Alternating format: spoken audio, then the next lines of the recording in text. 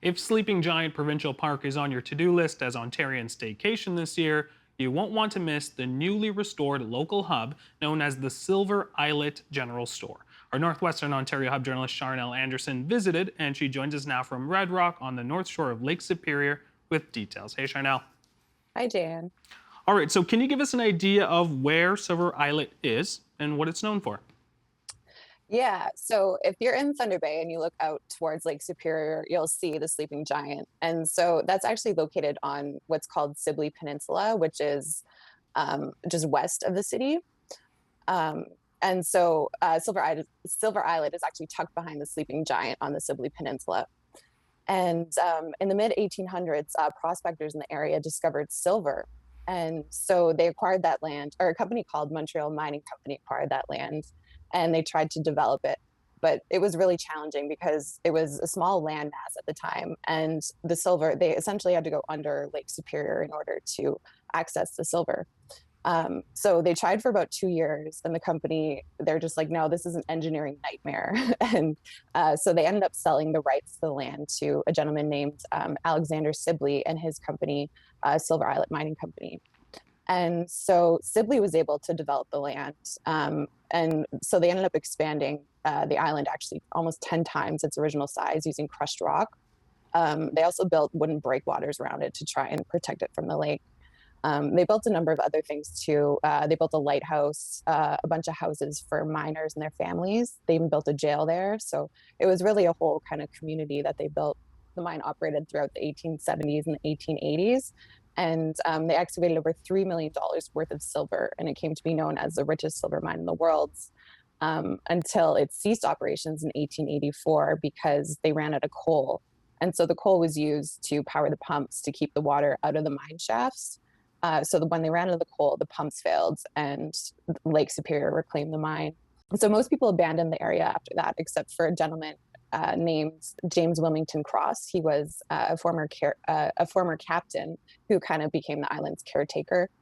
And over time, most of the miners' shacks were sold to cottagers, and it kind of became a summer cottage community, which is how it remains today. Now, I understand one of the other structures that's kind of remained there was the general store, and it had a very different use in the 1800s. What exactly was that? So, as the mining company was kind of developing the land and establishing this community, they built a warehouse, as you mentioned. And so that's where the miners would go and pick up their gear. So, stuff like pickaxes or clothing, boots, hard hats, stuff like that. But, of course, after all the miners left, this warehouse full of mining equipment wasn't really useful anymore. And so the Cross, as I mentioned, who became the island's caretaker, his family kind of took over all the uninhabited properties that were left behind, including the warehouse. And they eventually turned that into what is now the general store. Tell us about the family. I understand, this island, islet has a very rich history, but also has an interesting story there as well. What do we need to know about them? Yeah, so there's a couple of different family histories here. So I just mentioned the Cross family who turned the warehouse into the general store. And so the general store kind of stayed within their family for a few generations. By the 1980s, it was owned by a gentleman named Sid Halter, who was actually married to Cross's granddaughter, Thea Cross. And so the current owner, who his name is Jeff Corcola, he owns it alongside with his wife Sandy. He kind of explained all this to me. And so how they came into it. So Sandy has had a brother named Lorne. His name is Lawrence Saxberg, and he was actually an anchor for the CBC for a while. Sadly, he died in an accident in 2006. But the first time Lorne saw Silver Islet, he was out there doing some filming, and he fell in love with the place because, I mean, it's really not hard to do. And so after that, Lorne inquired about the property, and eventually, in the late 1980s, the Saxberg family bought it from the Cross family. And so the Saxbergs ran it for a while. So that would be Sandy and Lawrence's parents. But of course, as it happens, they got older and they were no longer able to keep up with it. So they put it up for sale, and it was on the market for a few years. There was some interest, but they didn't end up selling it. So they took it off the market. And eventually the stars kind of aligned, allowing Jeff and Sandy to buy it. So keeping it in the family. Now, as you mentioned, you spoke to Jeff, and I actually want to show some pictures. This is sort of, he has big plans for this. This is actually a photo of the before. Can you tell us what we're looking at here? Yeah, so it's a photo of a photo, and I'm not entirely sure when the original photo was taken. But if you look really closely, you can kind of see people around the building. And on top of the building there was actually a platform. And so Jeff explained to me that was called the Widow's Walk. You would access that from inside the building. There were barrels full of water on top, which could be emptied in case of fire. So that was kind of their fire safety plan at the time. You know that there's a lot of wood in that building, so they needed to do something. Now, I do want to show a photo of what it looks like now. A bit of a nice little refresh there. So I took that photo when I went to Silver Islet in June, and that's kind of the front entrance when you pull up. The first thing you notice is really the blue exterior, right? That's kind of become synonymous with the general store in my mind, at least. And as I understand it, I think they're going to kind of honor that and keep it the same blue color. The work that's been done to sort of, renew this area all kind of started with some dock work that was actually quite necessary in order for this all to happen. What do we need to know about that? Yeah. So actually, a big part of this, which I think, luckily Jeff and Sandy didn't have to do themselves, was repairing the dock out front in the harbor because that dock was over 100 years old. It was made of timber. It's on Lake Superior. So you can imagine, the kind of shape it was in. And by 2013, it was actually condemned by the Department of Fisheries and Oceans. And so, of course, that was a big problem because this is big, expensive infrastructure. But what ended up happening was the Department of Fisheries and Oceans tore it out and they replaced it with a concrete top dock, which actually my dad worked on. He's an iron worker, so he helped build that. And then they also repaired the breakwater in the harbor and repositioned the boat launch. So they did a lot of this work that kind of allowed Jeff and Sandy to do the work that they're doing now. Now, of course, we're still in a pandemic, and a lot of people have started to do pandemic projects. This seems to be quite the big project here. What have they done so far to spruce it up?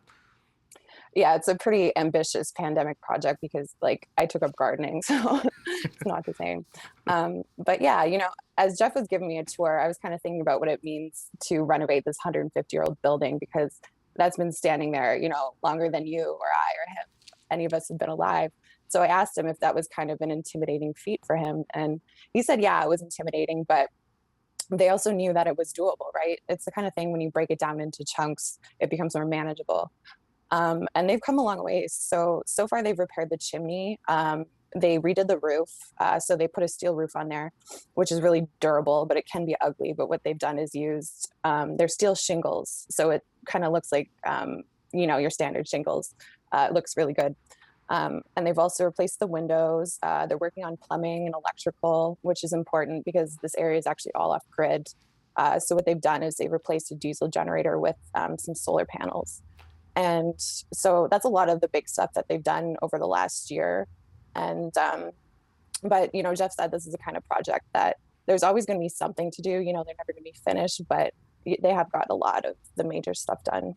I actually want to pull up a photo of Jeff. This is Jeff in the billiards room, and he's quite excited about that, but he's also quite excited about what's going to be happening in the back of the store. There's a saying, business in the front, party in the back. I understand there's some great kind of initiatives there. Tell us about that. Yeah. So, I mean, Jeff and Sandy have a pretty strong vision for the store. You saw Jeff there with the pool table. That's actually Alexander Sibley's original pool table. So they're going to have that in the pool room as part of the general store. And then they're also going to have like a store with basic supplies and merchandise. They're going to have a coffee bar so you can go get your cappuccinos. They're going to serve ice cream and they'll have a little walk up window so you can kind of walk up outside and grab your treats that way. And then at the back, as you mentioned, they're going to be making it a tea room. It has been a tea room in the past. So, they're going to honor that tradition and serve light meals. And they're going to do something called moonlight tea, which is kind of like high tea, but at night. So I think that'll be really cool. Some very exciting stuff. Thank you so much, Charnel.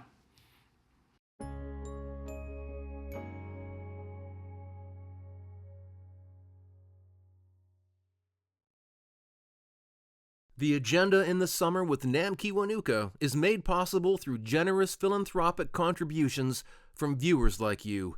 Thank you for supporting TVO's journalism.